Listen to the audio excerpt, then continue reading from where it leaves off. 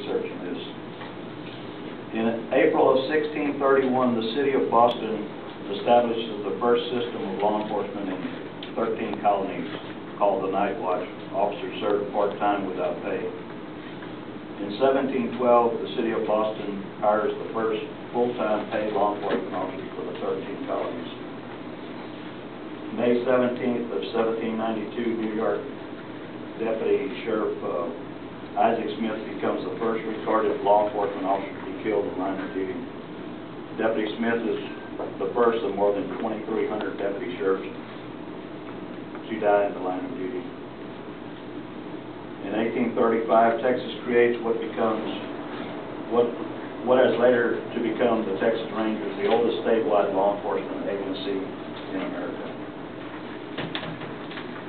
In 1863, the city of Boston becomes the first police department to issue pistols to their officers. In Jacksonville, Florida, on April 12, 1870, Officer William Johnson became the first African-American police officer to be killed in the line of duty.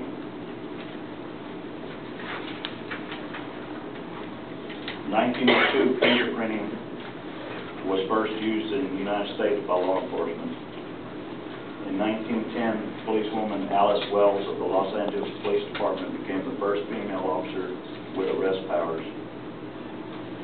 In 1914, Berkeley, California Police Department became the first agency to have all their officers patrol using motor vehicles.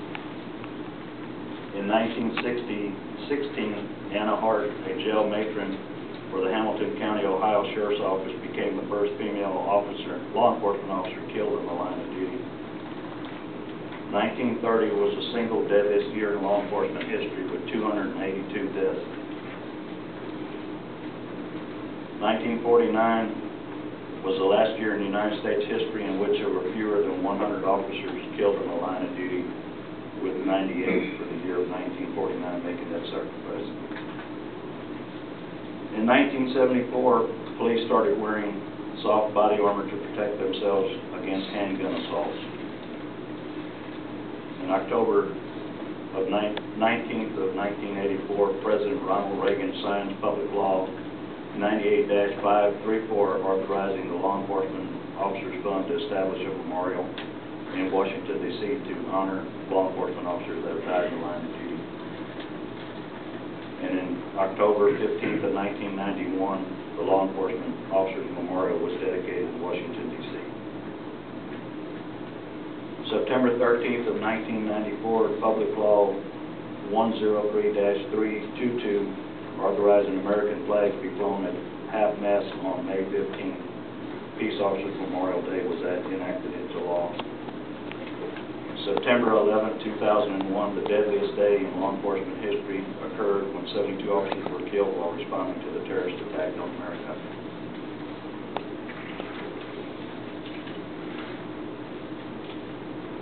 The last 10 years, we've had an average of 164 deaths a year, 58,664 assaults on peace officers per year, along with 16,695 injuries on law enforcement officers. On average, one law enforcement officer is killed somewhere in America every 53 hours. The first known line of duty death occurred in 1792 with the New York Deputy Sheriff Isaac Smith was shot and killed. Since then, over 18,600 officers have died while performing their duties. New York City has lost more officers than any other department with 692 deaths, while the state of Texas is the highest in the nation with 1,505, and Vermont with only 19. This year's Memorial Week, the roll call is honoring 387 officers today. 254 of these officers were killed in the line of duty from 1853 to 2007, and last year there was 133 officers killed in the line of duty. Of the 387, there's 119 officers from Texas that will be added to that wall. At this time, I'd like to read the names of the officers that made that ultimate sacrifice for the state of Texas this past year. Starting with Deputy Sheriff David Jobert, Sr. of the Harris County Sheriff's Office. Officer Matthew Dubois of the Corpus Christi Police Department. Corporal Harry Guadalupe, Jr., Harris County Sheriff's Office. Constable's Office. Victor Lozado, Corporal, Dallas Police Department. James Byrne, Trooper with Department of Public Safety. Everett Dennis, Police Officer with Carthage, Texas Police Department.